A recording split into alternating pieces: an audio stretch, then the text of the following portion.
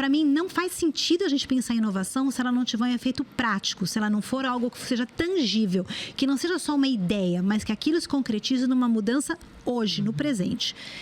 Então, essa é uma preocupação muito grande que eu tenho da gente trazer isso da forma concreta. Então, assim, é para mim um valor muito importante o tempo todo a gente pensar como isso pode virar um produto, como isso pode agregar valor no serviço que eu estou prestando hoje, como isso pode ajudar a mudança de mindset das pessoas do meu time para entregar um maior valor agregado para o meu cliente.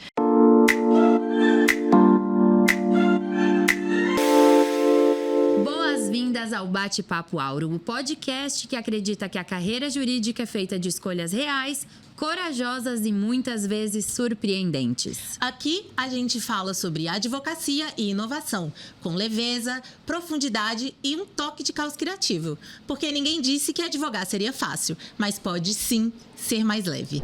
O tema de hoje é quase um exercício de futurologia, mas com os pés bem fincados no presente. A gente vai falar sobre o que vem por aí na advocacia, as tendências que estão transformando o mercado jurídico e, principalmente, como se preparar para isso. E para esse papo, a gente trouxe uma convidada que já vive no amanhã, mas com muita estratégia e aplicação prática no agora.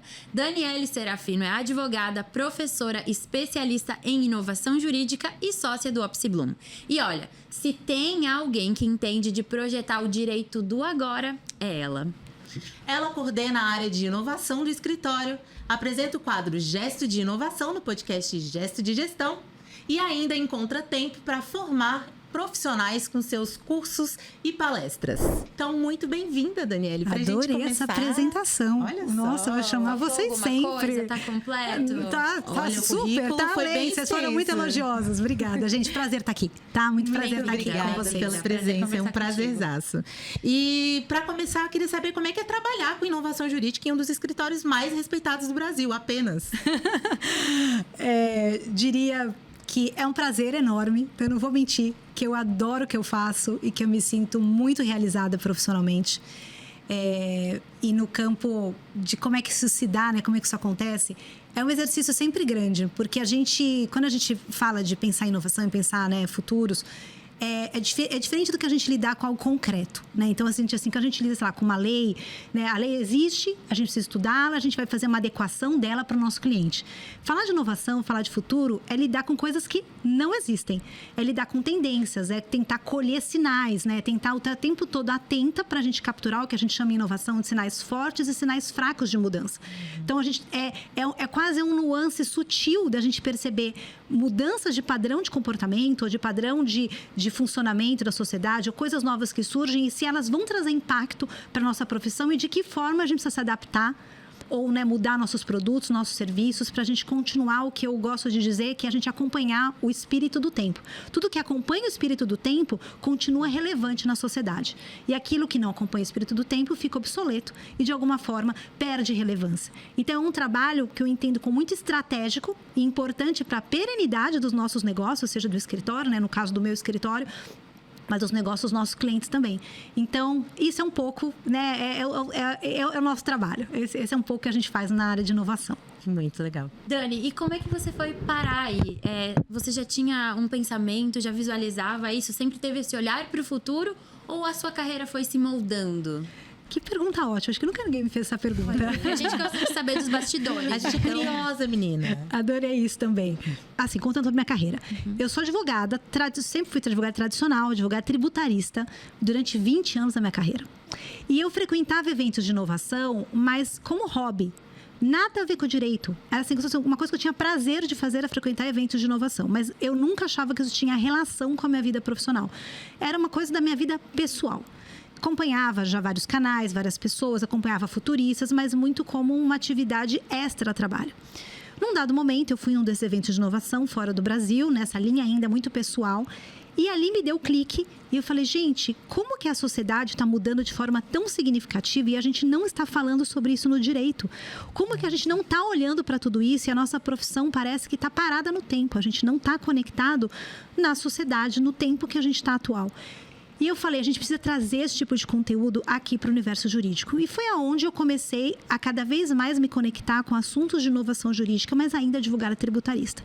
Foi 2 anos depois que eu tive a coragem de pivotar na profissão e largar os meus 20 anos de carreira construídas numa determinada área e me dedicar exclusivamente à inovação jurídica.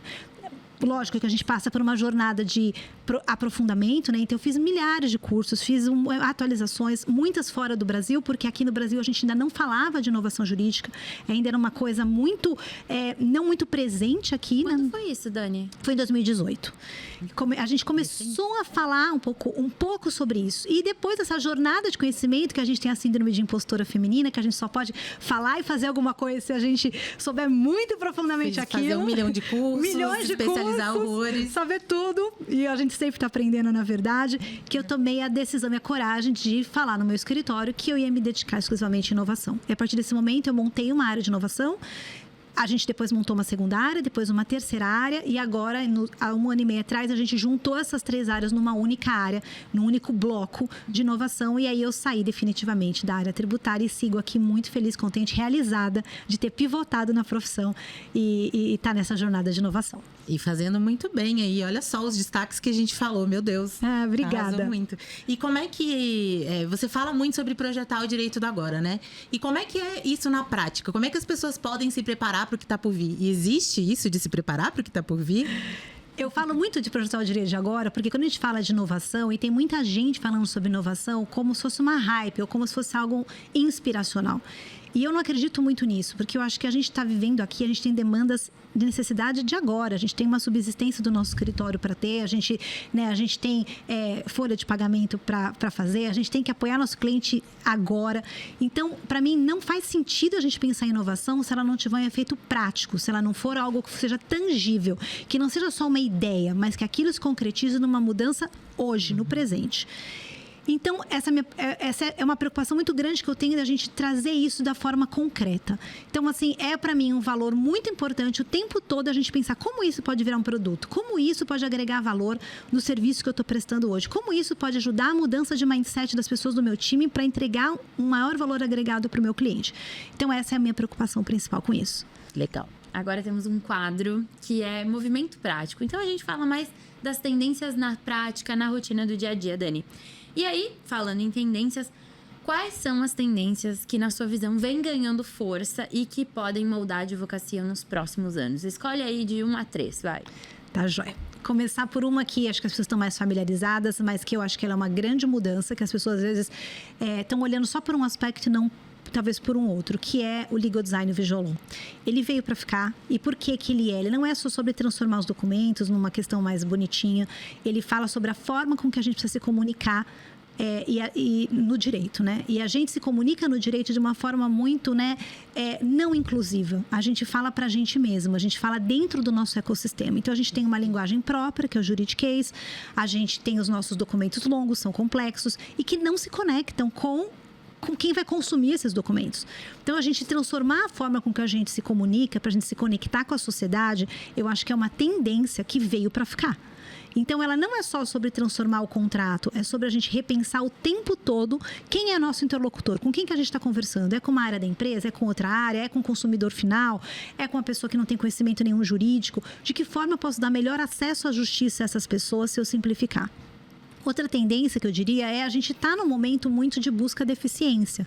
Então, por isso que a gente tem falado tanto de legal ops, de produtividade. Então, o tempo todo a gente parece que caiu em si na indústria jurídica, que a gente é uma profissão que tem muitas tarefas burocráticas, muito repetitivas, e que a gente precisa ser mais eficiente. E para isso a gente vai precisar trilhar a jornada de tecnologia, incorporar isso no nosso dia a dia, isso fazer parte aqui da nossa jornada, e de alguma forma isso vai nos ajudar a ser mais produtivos. Mas a tendência atual, e que não é, eu vou dar o nome de uma tecnologia, mas não é sobre tecnologia, mas é IA. E a IA, assim, ela não é hype, não é um momento, ela veio para ficar e ela vai transformar a nossa indústria, né? A gente vai viver 3 ondas de transformação da IA na próxima década, nos próximos 10 anos. Então, a gente já está vivendo a primeira onda, que é o primeiro e o segundo ano. Vamos viver nos próximos 3 ou 5 anos uma transformação da indústria. E em 10 anos, a gente tem um cenário que vão ser aqueles que conseguiram fazer essa passagem de transição. E eu falo que ela é uma ferramenta, mas ela é muito mais sobre uma mudança de comportamento das pessoas. Que ela vai mudar a forma que a gente entrega o serviço, a forma que a gente contrata pessoas, a forma que a gente precifica, a forma que tipo de valor que a gente vai entregar para essa sociedade. A IA, ela é a ferramenta que vai nos ajudar, mas ela é transformadora do nosso modelo de negócio. E isso é muito disruptivo. E a gente não tem como viver essa jornada de transformação, que é uma tendência, que veio para ficar, se a gente não tiver uma mentalidade apropriada, um comportamento apropriado para conseguir trilhar essa jornada. É uma jornada estratégica de transformação. Maravilha. E pegando esse gancho que você trouxe, trazendo mais para a prática para quem está acompanhando a gente, desde o escritório pequenininho até o escritório grandão, o departamento jurídico, como levar essa inovação para a prática? Como sair do quero inovar para o tô inovando? Ótimo. Eu acho que o primeiro passo é começar pequeno. A gente chama de uma abordagem em etapas. Então, a primeira etapa é a gente testar com poucas pessoas, seja do departamento ou do escritório. Então, você pegar aquelas pessoas que são mais abertas à tecnologia, ou que já usam na vida particular, ou que de alguma forma têm um mindset mais inovador. Testa com essas 2, 3 pessoas. Testou com essas pessoas, você passa para você testar numa área. Então, se você tem um escritório que tem 2 ou 3 áreas, teste primeiro em uma área e veja o que você colhe de resultados ali. Se não tem áreas diferentes no escritório, teste com núcleos. Então, eu vou testar com essa advogada sênior, com esse júnior. Porque a gente precisa depois de métricas comparativas. Porque o que a gente tiver de comparar, olha, eu fazia o trabalho assim, agora eu faço o trabalho assado, e a IA me ajudou nisso, dessa forma eu tive esse ganho de eficiência, eu tive esse insight que eu não teria. Esses cases contados trazem reforço para o restante do time. A terceira etapa é a gente fazer um letramento de IA para todo mundo. Então, todo mundo, do sócio à secretária, ao RH, ao pessoal de TI, todo mundo tem que passar por um letramento de IA. Entender o que é a ferramenta, como usar, entender que ela alucina, entender de que forma você vai fiscalizar, de que forma você vai averiguar o trabalho, que você tem que fazer essa correção, que prompts você faz, que inputs você dá para ter melhores resultados. A gente vai precisar ser letrado na IA. Passado por isso, a gente vai, depois de um tempo, começar a medir se as pessoas, de uma certa forma, estão efetivamente utilizando, se estão colhendo os benefícios. E a gente vai ter que ter um enforcement muito grande da liderança, ou seja, os sócios, o diretor dos departamentos jurídicos, eles precisam vir de baixo para cima, falar que esse é um movimento estratégico para o nosso negócio, que ele é um movimento de transformação do nosso mercado e que a gente vai precisar passar por isso. Ele precisa usar, ele precisa endereçar esses treinamentos. E eu acho que numa fase avançada, a gente vai chegar, que é o momento que eu quero que todos nós cheguemos, que é o momento que a gente vai criar novos produtos jurídicos com IA. É o momento que ela deixa de ser ferramenta apenas para ela ser estratégica para o nosso negócio. Então, eu acho que essa é a caminhada. E ela é gradativa e ela é feita em etapas. Então, tudo realmente vem de acordo com o tempo. Comece pequeno, teste pequeno, até você chegar no final, onde todo mundo vai estar bastante habituado e a gente vai conseguir ser criativo e usar IA para repensar novos produtos e novos serviços. Essa dica de começar pequeno é muito importante, né? Porque as pessoas muitas vezes podem imaginar que inovação, você precisa mudar tudo começar do uma dia para noite. E às vezes as pequenas revoluções, elas vão criando algo maior e de fato a transformação acontece, né? Muito legal. É isso mesmo. E excelentes dicas, mas eu fiquei curiosa, porque assim, Dani, você falou com muita clareza e convicção. Comece pequeno, etapa 1, etapa 2. Mas eu queria saber de você, se teve alguma coisa no seu processo de implementar alguma inovação que não deu certo, assim. Tentei, não rolou, e que hoje você visualiza, poxa, poderia ter feito diferente. Ótima reflexão. Eu acho que quando a gente trabalha com inovação, a gente tem que cultivar um mindset de erro, né? Que a gente tem que estar aberto ao erro. E a gente, normalmente, por profissão, a gente acha que a gente, advogado, a gente não pode errar. Então, a gente é avesso a riscos, né? A gente é treinado para prever riscos e evitá-los, porque a gente quer segurança. Então, a gente, normalmente, isso dificulta a gente inovar. Então, eu acho que a primeira coisa é a gente realmente estar aberto ao erro. A gente entender que a gente vai testar coisas diferentes, que a gente não conhece, e que a gente vai errar e que a gente vai precisar adaptar, refazer, abandonar. Então, eu já passei por muitos processos onde eu testei, às vezes teve uma época que eu implementei metodologias ágeis para a gente gente colocar dentro do time, a gente fazer os nossos sprints, e tinha uma metodologia extremamente rígida e não queria abrir mão daquela rotina da metodologia, e não deu certo para o meu time. E aí, ao longo do caminho, eu tive que adaptar para o funcionamento melhor para o meu perfil de time, para o meu perfil de liderança. E abrir mão daquela rigidez e adaptar um pouco ali aquela metodologia que, teoricamente, tinha que ser implantada. Já tive também momentos que a gente já colocou tecnologias no escritório, no meu time ou de geral, e que as pessoas não se adaptaram e não começaram a utilizar. E quando a gente foi medir se elas estavam utilizando, ou a gente foi perguntar, fazer uma pesquisa de satisfação, as pessoas disseram, não, essa tecnologia, na verdade, ela cria mais burocracia do que ela me ajuda. Eu não consigo perceber o valor. E a gente voltou para trás e falou, opa, precisamos trabalhar aqui primeiro o valor que essa tecnologia vai trazer, qual a estratégia que está por trás, o que as pessoas vão ganhar com isso, e a gente precisa mudar a estratégia. E a gente começou nessa metodologia que eu falei para vocês, trazer um grupo que já tinha testado, que tinha colhido já feedbacks positivos, e ele foi também o embaixador dessa tecnologia. Olha, gente, eu testei, eu fiz isso no meu dia a dia, funcionou. Alguém que ajuda, a gente colocar pessoas para auxiliar individualmente cada pessoa, como se fosse um help desk mesmo, né? Office hours de teste da tecnologia, para que até que todo mundo conseguisse estar familiarizado. Então, eu já tive várias vezes que a gente avançou, foi muito rápido, precisou voltar, fazer mais devagar, ter mais paciência. Tem várias vezes que a gente implementou uma coisa que não deu certo, que a gente teve que adaptar. Então, eu já vivi muito desses momentos, e eles trazem o conforto de que o importante é a gente continuar testando e estar na jornada, que isso faz a gente continuar se transformando. Perfeito. E você, na sua fala, comentou o quanto o meio jurídico, enfim, advogados e advogadas têm resistência um pouco à inovação, porque tem medo de errar, tem medos, né? E aí você até comentou um pouco sobre... A gente sabe que inovação não é só ferramentas, é muito relacionada à cultura. E você até comentou num texto que você fez para o seu LinkedIn, comparando ali com um alpinista, essa questão do medo. Como superar esse medo? Como ir para a prática? Eu acho que esse é um grande desafio que a gente passa, realmente, de como a gente, né... sai desse lugar do medo e a gente realmente avança, né? Precisa de coragem e precisa realmente a gente ter essa cultura que a gente comentou, né? De o erro ser nosso amigo, porque ele nos mostra, né? Ele aperfeiçoa a nossa estratégia, ele aperfeiçoa os nossos caminhos, ele ajuda a gente a melhorar os nossos produtos. Então, se a gente simplesmente faz uma vez e já acerta, parece que você não dá oportunidade daquilo se refinar para melhor.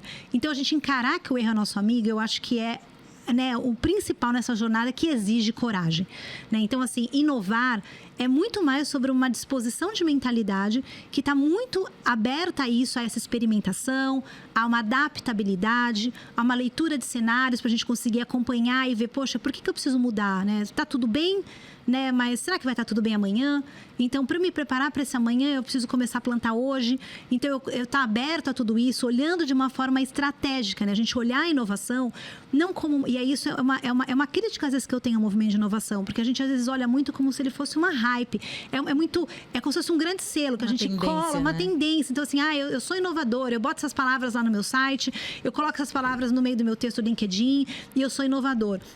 E não é sobre isso, né? Não é sobre a gente grudar um selo, porque, na verdade, ele não é uma hype, ele é uma mudança de mentalidade, de comportamento. A gente olhar, às vezes, porque a gente já faz, para a área que a gente atua, do jeito que for, seja direito de família, direito tributário, direito social, seja o que for, olhar para aquilo e falar de que forma isso pode se conectar melhor com a sociedade. Isso é perene para o futuro, e a gente está aberto a fazer essas transições e mudanças e ser adaptável nesse processo. O segredo, então, é ir com medo mesmo, né? É ir com medo mesmo. É ter coragem e ir com medo. Perfeito. Tem uma crença ali, tem um movimento, na verdade, na tecnologia, que é o fail fast, que é fale rápido, né? Exato. Que é muito interessante, que é essa ideia de você, quanto antes você falha, antes você aprende, você muda e melhora, né? Então, acho que dá para trazer um pouco desse aprendizado da tecnologia, de novo, também para o direito. Muito. E até quando a gente estava falando dessas 3 ondas de IA que vão se dar na próxima década, todo mundo vai passar por elas. Ou seja, quanto antes você começar, né, você vai falhar muitas vezes nesse processo.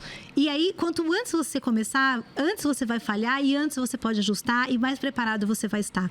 Então, assim, é isso, né? Teste rápido, erre e já ressignifique, já remodele, tente de novo, sem, né, se deixar cair né, abater. A gente, por exemplo, no escritório, a gente implementou o ChatOps, que é a inteligência artificial do escritório. E no começo, a gente tinha pouquíssimos usuários. E a gente falou, puxa, mas será então que as pessoas estão maduras para esse momento? Melhor então a gente tirar do ar nesse momento? E a gente falou, não, esse é um movimento que a gente precisa trilhar de forma estratégica. Vamos insistir, vamos adaptar, vamos talvez criar... talvez casos, vamos começar a publicar no Teams do escritório casos de uso, ou coisas que deu certo, ou coisas que a gente fez com isso. Então, a gente começou a pensar em abordagens inovadoras para a falha que a gente tinha tido de uma adoção inicial. Então, de que forma que a gente pode sempre remodelar as coisas, pensando nas falhas e pensando de como a gente seguir adiante sem desistir, sem voltar para trás. Muito legal. Excelente. Muito bom, Dani. E agora a gente tem um bloco final, que são algumas perguntas mais direcionadas, elas não se relacionam entre si. Quer começar, Lila? Eu posso começar. Tem uma pergunta que a gente pensou muito na realidade de quem vive em escritório e quer ser aquela pessoa agente transformadora da inovação, assim, quer levar esse tema para o escritório. Como fazer isso sem ir contra a cultura do escritório? Tem uma receita? Tem um jeito? Tem um caminho? Essa é uma ótima pergunta, porque... muitas vezes as pessoas me perguntam isso. Daniele, foi muito fácil para você fazer inovação no Ops, que é um escritório de tecnologia, de inovação, que fala sempre de tendências e tudo mais. Não foi fácil. Porque a gente lida com pessoas. E pessoas são existentes. Então, a gente sempre fez assim até hoje. Por que precisa mudar? Tá dando certo. Por que a gente precisa transformar? Então, eu também enfrentei culturas de resistência, né? Crenças limitantes que a gente às vezes tinha sobre o nosso próprio negócio nessa jornada de transformação. Então, o conselho que eu dou para quem está assim, para quem se coloca nessa posição de embaixador da inovação no seu escritório, é primeiro, ter empatia, que às vezes a gente está numa jornada, às vezes, de mais conhecimento do que os outros, porque a gente está bebendo mais dessa fonte, às vezes a gente está lendo mais sobre esse assunto, a gente está se conectando com esse assunto. Então, às vezes as pessoas não estão conectadas com esse assunto, a pessoa está lá se conectada com o assunto da especialidade dela, e às vezes, então, para ela, você fala uma coisa que para você parece óbvia, para ela não é. Então, a gente tem empatia pelos nossos pares, né? Sejam eles nossos sócios, nossos advogados, entender que as pessoas estão em momentos da jornada diferentes, entender que a gente tem um papel, que a gente não deve desistir, que a gente deve, né, de alguma forma, adaptar nossas abordagens para que a gente consiga implementar de uma coisa que funciona na cultura do escritório. Então, se não funciona na cultura do escritório, você fazer um movimento, né, grande, disruptivo, lembre de começar pequeno, aborde pessoas que têm mais familiaridade com você, vai construindo aos poucos essa jornada. Então, a recomendação é: não desista. Eu mesmo já enfrentei os meus desafios, mas tenha empatia pelas pessoas e entenda que cada um está num momento diferente dessa jornada. Ótimo, Dani. E aí você falou como IA como uma tendência aí, né? Falou em próximos 10 anos. Você acredita que a IA generativa vai substituir partes do trabalho jurídico ou apenas transformar a forma como atuamos? Ou vocês atuam, no caso?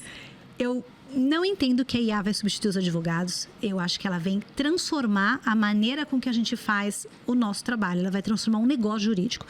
Então, ela vai reformular. É uma mudança que vai ser muito significativa, talvez diferente das mudanças que a gente viveu até agora, porque ela vai no cerne do negócio jurídico, do que é o serviço. Mas ela não vai nos substituir, ela não vai impedir que a gente atue, ela não vai fazer com que ela seja uma barreira nos clientes conosco. Mas se a gente não se adaptar e conseguir navegar nessa tendência de uma forma de ser um agente dessa transformação junto com a IA é o nosso copiloto, ele está ali junto com a gente executando as tarefas, a gente também, se a gente resistir, a gente não vai fazer a transposição de uma forma correta. Então, assim, não é uma questão de substituição, mas uma questão de transformação do nosso modelo. E a gente vai precisar estar preparado para isso. Muito bom. E agora, pensando no escritório pequenininho, no advogado autônomo, você citou várias tendências. Todas essas são aplicáveis para esses escritórios? Existe alguma dessas tendências que faz mais sentido começar por elas? Pensando num escritório, né, de menor porte, eu acho que eles vão sair muito bem nessa era de AI, porque os serviços, quando eles começarem a ser mais padronizados com a AI, quando todo mundo estiver utilizando, a maioria estiver utilizando, eu vou ter uma entrega para o meu cliente de um escritório pequeno ou de um escritório maior, que pode ser muito semelhante. Então, eles vão conseguir atingir um nível de eficiência, tendo a IA como copiloto, de fazer uma entrega tão eficiente quanto, às vezes, um grande escritório está fazendo, que também está utilizando a ferramenta. Então, eu acho que a IA é uma tendência que o pequeno escritório deve muito mergulhar, procurar entender, procurar incorporar, né, viver essa jornada. Eu acho que também na jornada, pensando no escritório menor, de automatização das tarefas repetitivas, porque ele tem menos pessoas, ele vai precisar de alguma forma desburocratizar a operação dele. Então, essa jornada de automação de tarefas, de olhar para essa jornada de eficiência, eu acho que é extremamente relevante quando eu tenho um time menor.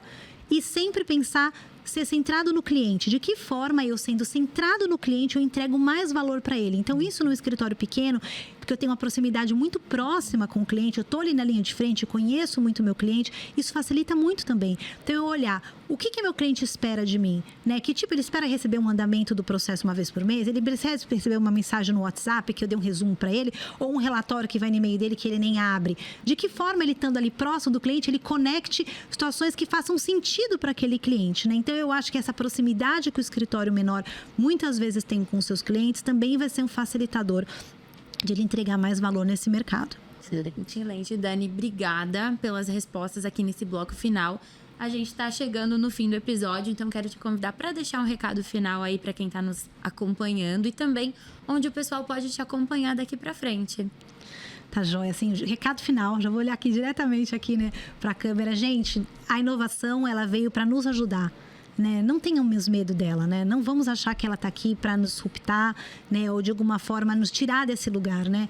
Eu né, brinco assim, surfa essa onda, né? Assim, viva com ela, assim, né? Bota o pezinho nessa água, não tenha uma mentalidade resistente à mudança. A mentalidade resistente à mudança, ela na verdade, ela não vai te ajudar, ela só vai te atrasar, que em algum momento você vai precisar trilhar essa jornada.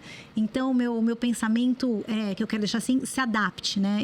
A minha frase, assim, meu mantra diário que eu penso todos os dias né, eu sou o quanto eu me adapto. Então, assim, eu conseguindo me adaptar cada vez melhor às transformações que a gente está vivendo, mais relevante eu vou continuar sendo no nosso mercado.